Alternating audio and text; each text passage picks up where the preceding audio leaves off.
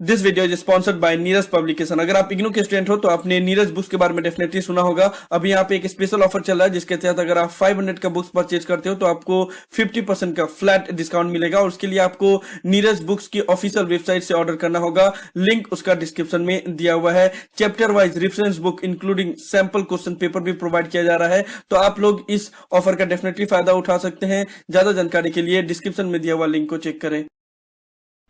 Hello everyone, welcome to my YouTube channel AH helpline. कैसे हैं आप लोग?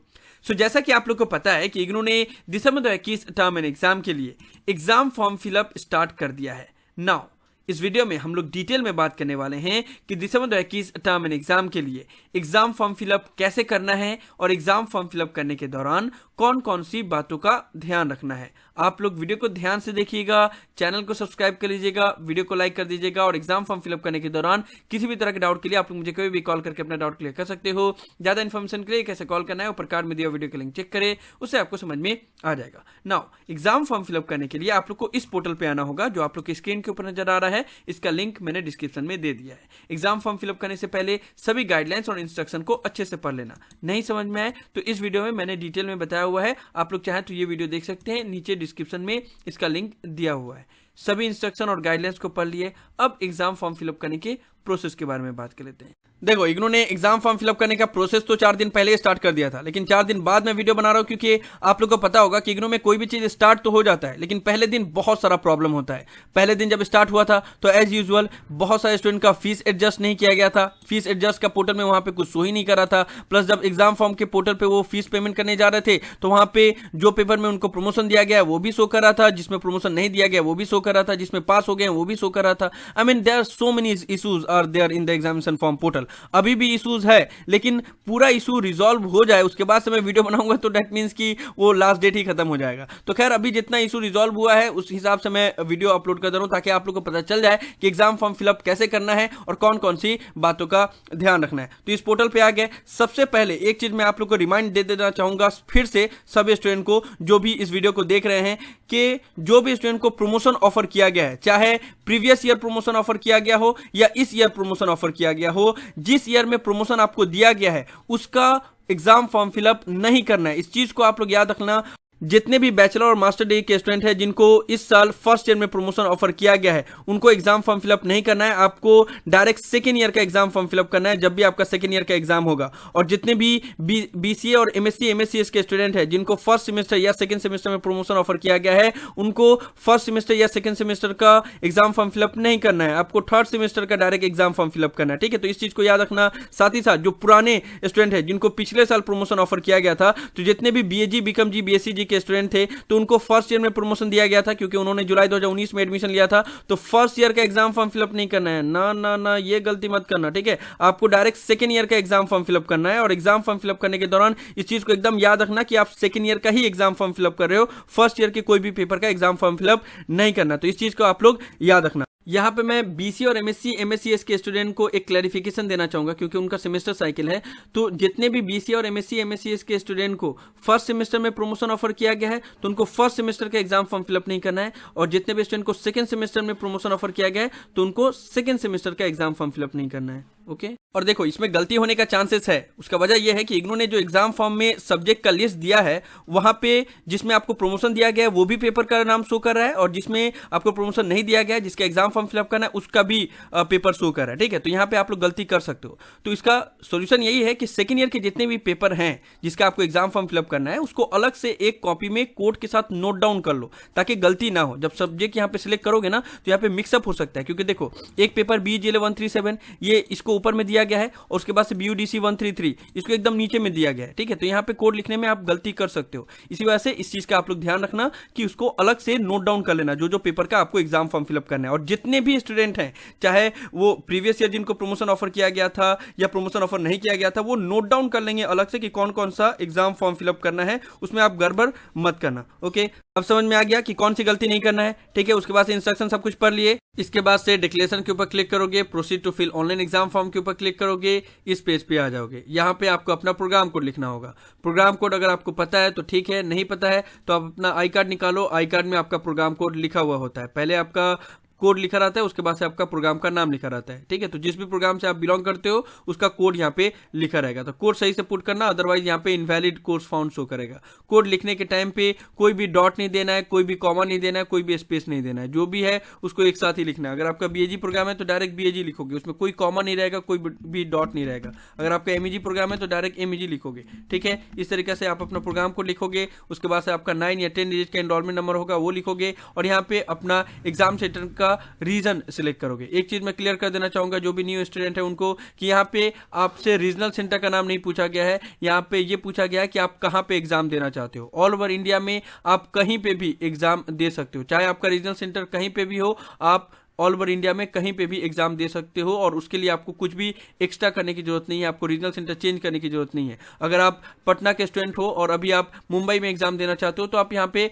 मुंबई सिलेक्ट करोगे। ठीक है, अगर मान लो आप कोलकाता के स्टूडेंट हो, आप बैंगलोर में एग्जाम देना चाहते हो तो आप यहाँ पे बैंगलोर सिलेक्ट करोगे। जहां पे भी आपको एग्जाम देना है बस वो रीजन यहाँ पे सिलेक्ट करना होगा। लेकिन रीजन सिलेक्ट करने से पहले आप ये चेक कर लेना कि उस रीजन के अंडर में कौन कौन से एग्जाम सेंटर अवेलेबल है। उसके लिए आप लोग को इस पेज पे आना होगा, लिंक डिस्क्रिप्शन में दिया हुआ है। यहाँ पे जिस भी रीजन के अंडर में आप एग्जाम देना चाहते हो उसको सिलेक्ट करोगे, सबमिट करोगे, तो उस रीजन के अंडर में कितने एग्जाम सेंटर अवेलेबल है उसका लिस्ट आ जाएगा, और यहाँ पे आपको साइड में एग्जाम सेंटर का कोड लिखा हुआ रहेगा। तो पहले चेक कर लेना कि कौन सा एग्जाम सेंटर आपके घर के करीब है, उसी एग्जाम सेंटर को आपको सिलेक्ट करना होगा। तो जिस भी रीजन से बिलोंग करते हो बस उसको सिलेक्ट करोगे, सबमिट करोगे, तो आपको पूरा लिस्ट आ जाएगा कि कौन कौन सा एग्जाम सेंटर अवेलेबल है। ठीक है, उसके बाद से रीजन सिलेक्ट कर लिए, enrolment number, programme code put कर लिए, सबमिट करोगे तो आप नेक्स्ट पेज पे आ जाओगे। यहाँ पे आपको सबसे पहले अपना एग्जाम सेंटर का कोड सिलेक्ट करना होगा जहां पे आप एग्जाम देना चाहते हो, और मोस्ट प्रोबेबली आप लोग का वहीं पे एग्जाम पड़ता है जहां का आप एग्जाम सेंटर कोड सिलेक्ट करते हो। 90% चांसेस यही रहता है। बहुत अनयूजुअल सर्कमस्टांसेस में आपका एग्जाम सेंटर चेंज होता है, अदरवाइज वही एग्जाम सेंटर रहता है। तो पहले ही से आपने एग्जाम सेंटर सिलेक्ट कर लिया है, उसको यहाँ पे पुट कर लो। उसके बाद से आपसे पूछा जाएगा कि do you want to change address. अगर आप यस करोगे तो यहाँ पे जितना भी जो भी एड्रेस लिखा रहेगा सभी एडिटेबल होगा, जिसको आप एडिट कर सकते हो। अगर आप कोई भी एड्रेस चेंज नहीं करना चाहते हो तो यहाँ पे सिंपली नो के ऊपर क्लिक करोगे तो वो सारा एडिट वाला पेज हट जाएगा। ठीक है, एक और चीज मैं आप लोगों को क्लैरिफाई कर देना चाहूंगा कि अगर कोई स्टूडेंट यहाँ पे एड्रेस चेंज करता है, इसका मतलब ये नहीं है कि इग्नू के प्रोफाइल से भी वो एड्रेस चेंज हो जाएगा। नहीं, ये सिर्फ एग्जाम फॉर्म के पर्पज के तौर पे ही यहाँ पे एड्रेस चेंज करने का ऑप्शन दिया गया है। कि इसका रीजन यही है कि इग्नू में रूल है कि अगर मान लो जो भी आपने एग्जाम सेंटर सिलेक्ट किया है और अगर वो एग्जाम सेंटर अवेलेबल नहीं है तो नियरेस्ट एग्जाम सेंटर आपको अलॉट किया जाता है, उसी के लिए यहाँ पे एड्रेस चेंज का ऑप्शन दिया गया। अदरवाइज उसके अलावा उसका और कोई भी पर्पज नहीं है। तो यहाँ पे हम नो कर दे रहे हैं, अगर आपको चेंज करना है तो आप यस कर सकते हो। उसके बाद से यहाँ पे अपना डेट ऑफ बर्थ और मोबाइल नंबर और ईमेल एड्रेस पुट करना होगा। मैं जल्दी जल्दी पुट कर दे रहा हूँ। ये सभी डिटेल फिलअप करने के बाद से आपसे पूछा जाएगा कि are you a PWD candidate, यानी कि पर्सन विद डिसेबिलिटी। तो अगर आप होगे तो यस करना, अगर नहीं होगे तो नो करना। अगर आप यस करते हो तो एक और ऑप्शन ओपन हो जाता है, वहां पे पूछा जाता है कि आपको लिखने में भी प्रॉब्लम होता है या नहीं। तो अगर आपको लिखने में प्रॉब्लम नहीं होता है तो आप नो सिलेक्ट करोगे, अगर लिखने में प्रॉब्लम होता है तो यहाँ पे यस सिलेक्ट करोगे। लेकिन जैसे ही यस सिलेक्ट करते हो तो एक और ऑप्शन ओपन हो जाता है कि क्या आपको स्क्राइब की जरूरत है या नहीं है, यानी कि एग्जाम सेंटर में आपके बदले में कोई और लिखेगा। तो अगर यहाँ पे आप नो सिलेक्ट करते हो तो ये कोई भी ऑप्शन नहीं आता है। अगर आप यस सिलेक्ट करते हो तो आपको एक और पॉपअप आ जाता है जिसमें बताया जाता है कि आपको रीजनल डायरेक्टर से कांटेक्ट करना पड़ेगा और आपको मेडिकल सर्टिफिकेट प्रोवाइड करना होगा, तब आपके लिए एक स्क्राइब का इंतजाम कर दिया जाएगा और वो स्क्राइब लिखेगा आपके बदले में, आप जस्ट उसको बताओगे। ठीक है, तो जो भी स्टूडेंट हैं अगर पीडब्ल्यूडी कैंडिडेट तो वो इस तरीके से ऑप्शन सिलेक्ट करेंगे। अगर आप पीडब्ल्यूडी कैंडिडेट नहीं हो तो सिंपली नो सिलेक्ट करना। आधार कार्ड ऑप्शनल है, आधार नंबर देना है तो दे सकते हो, नहीं दोगे तब भी कोई प्रॉब्लम नहीं होगा। इसके बाद से आता है the most important part of exam form, that is subject select करना, कौन कौन से पेपर का आप एग्जाम देना चाहते हो। ठीक है, तो यहाँ पे आपको ड्रॉप डाउन लिस्ट में से उन सभी सब्जेक्ट को सिलेक्ट करना है जिसका आप एग्जाम देना चाहते हो। अगर आपका नॉर्मल पहली बार एग्जाम दे रहे हो तब भी इसी में से सिलेक्ट करोगे, और अगर आपका किसी भी पेपर में बैक लगा है या फेल हो गए हो तब भी आप इसी ड्रॉप डाउन लिस्ट में से ही अपना सब्जेक्ट सिलेक्ट करोगे। जैसा कि मैंने पहले भी बताया कि ऑलरेडी नोट डाउन आप लोग कर लेना कि कौन कौन से पेपर का एग्जाम देना चाहते हो और उसी को यहाँ से ध्यानपूर्वक सिलेक्ट करना। ठीक है, अगर मान लो यहाँ पे कोई सब्जेक्ट शो नहीं कर रहा है और वो एग्जाम देने के लिए आप एलिजिबल हो तो उसके लिए आपको मेल करना पड़ेगा। मेल कहां पे करना पड़ेगा? registrar@ignou.ac.in, ये मेल का फॉर्मेट है। इसको मैं टेलीग्राम चैनल पे अपलोड कर दूंगा, वहां से आप लोग कॉपी करके और ये मेल कर देना। ठीक है, तो इस मेल से कोई रिप्लाई नहीं आता है, डायरेक्ट वो एग्जाम फॉर्म के पोर्टल में अपडेट हो जाता है। ठीक है, तो मेल का रिप्लाई करने का रिप्लाई आने का वेट मत करना। तो सब्जेक्ट में लिखोगे subject code is missing in exam form, और यहाँ पे जो वर्ड लिखा हुआ है इसको आप लिख देना और उसमें अपना डिटेल ऐड कर देना और जो जो पेपर मिसिंग है उसको यहाँ पे लिख देना। उसके बाद से इसको registrar@ignou.ac.in वहां पे मेल कर दोगे तो फिर ये सब्जेक्ट कोड को 48 आवर के अंदर में ऐड कर दिया जाएगा। एक और चीज मैं बता दूं कि देखो यहाँ पे जो इग्नू का डेटा मैनेजमेंट सिस्टम है ना वो बहुत बेकार है, तो यहाँ पे आपको वो सभी सब्जेक्ट भी देखने को मिल सकते हैं जिसमें आप ऑलरेडी पास हो गए हो लेकिन यहाँ पे शो करेगा। तो एक चीज आप लोग ध्यान में रखना कि यहाँ पे जितने भी पेपर शो कर रहे हैं इसका मतलब ये नहीं है कि जितने भी शो कर रहे हैं सभी का एग्जाम देना है। आपको वही पेपर सिलेक्ट करना है इसमें से जिसका आपको एग्जाम देना है, यहाँ पे चाहे जितना भी पेपर शो करे। अब जैसे देखो इनको ऑलरेडी प्रमोशन दे दिया गया है प्रीवियस ईयर में जुलाई 2019 में, लेकिन यहाँ पे सभी पेपर शो कर रहा है। क्यों शो कर रहा है? क्योंकि इग्नू की तरफ से ये भी था कि अगर आपको प्रमोशन दे भी दिया गया है, अगर आप एग्जाम देना चाहते हो तो आप उसमें से एग्जाम दे सकते हो, ठीक है। तो इसलिए ये सभी ऑप्शन दे दिया गया है। तो इसका मतलब ये नहीं है कि आपको सभी पेपर सिलेक्ट करना है, जो जो पेपर का आपको एग्जाम देना है बस उस पेपर को यहाँ पे सिलेक्ट करना है एक एक करके, ठीक है। तो इस तरीके से आपको सिलेक्ट कर लेना जितने भी पेपर का आपको एग्जाम देना है। उसके बाद से आपसे ये पूछा जाता है कि जो आपने सब्जेक्ट कोड फिलअप किया है जिसका आप एग्जाम देना चाहते हो उसका असाइनमेंट सबमिट किए हो या नहीं किए हो। तो यहाँ पे बाय डिफॉल्ट यस ही रहता है, नो का ऑप्शन रहता ही नहीं है। तो भले आपने असाइनमेंट सबमिट नहीं भी किया हो इन सभी पेपर का, तब भी आप एग्जाम फॉर्म फिलअप कर सकते हो। एग्जाम फॉर्म फिलअप करने के बाद असाइनमेंट सबमिट कर देना, कोई प्रॉब्लम नहीं होगा। तो इसको एज इट इज छोड़ देते हैं क्योंकि यहाँ पे चेंज करने का ऑप्शन नहीं है, ठीक है। तो उसके बाद से सबमिट के ऊपर क्लिक करोगे, नेक्स्ट पेज पे आ जाओगे। यहाँ पे आपका सारा डिटेल रहेगा, एक बार क्रॉस चेक कर लेना कि जो जो पेपर का आप एग्जाम फॉर्म फिलअप करना चाहते हो वो आपने सही से फिलअप किया है या नहीं। आपका डेट ऑफ बर्थ, आपका मोबाइल नंबर, सब कुछ एक बार चेक कर लेना। उसके बाद से आगे पेमेंट के प्रोसीड्योर पे जाना। तो जिनका फीस ऑलरेडी एडजस्ट कर दिया गया वो यहाँ पे शो करेगा कि कितना फीस आपका एडजस्ट किया गया है और अभी आप कितना फी पेमेंट कर रहे हो, उसको माइनस करके जितना भी रहेगा वो यहाँ पे नेट शो करेगा। तो 1400 रुपया ऑलरेडी फी एडजस्ट कर दिया गया था और अभी क्योंकि 600 रुपीज का ही पे कर रही है इसलिए इनको कोई भी फी नहीं पेमेंट करना पड़ेगा और डायरेक्ट सबमिट करने से ही एग्जाम फॉर्म फिलअप हो जाएगा। अगर मान लो आपका पहले 600 रुपीज ही एडजस्ट किया गया है और अभी जो आप एग्जाम फॉर्म फिलअप कर रहे हो उसका कॉस्ट है 800, तो आपको 800 से 600 डिडक्ट हो जाएगा और 200 रुपया आपको पेमेंट करना पड़ेगा। बस समझ में आया? तो इस तरीके से जो भी स्टूडेंट का फीस एडजस्ट कर दिया गया है उनको कोई फी पेमेंट करने की जरूरत नहीं है, डायरेक्ट सबमिट के ऊपर क्लिक करेंगे तो एग्जाम फॉर्म फिलअप हो जाएगा। और जिनका भी फीस एडजस्ट नहीं किया गया है उनका यहाँ पे टोटल अमाउंट शो करेगा कि कितना फी आपको पेमेंट करना पड़ रहा है। तो उसी तरीके से आप लोग सारा प्रोसीड्योर अपनाओगे और इस पेज पे अगर आपका फीस एडजस्ट नहीं किया गया तो यहाँ पे कोई भी फीस एडजस्टमेंट का ऑप्शन नहीं दिखेगा, आपको डायरेक्ट पेमेंट करने का ऑप्शन दिखेगा कि कितना पेमेंट करना है। तो उसके बाद से आप लोग पे नाउ के ऊपर क्लिक करोगे।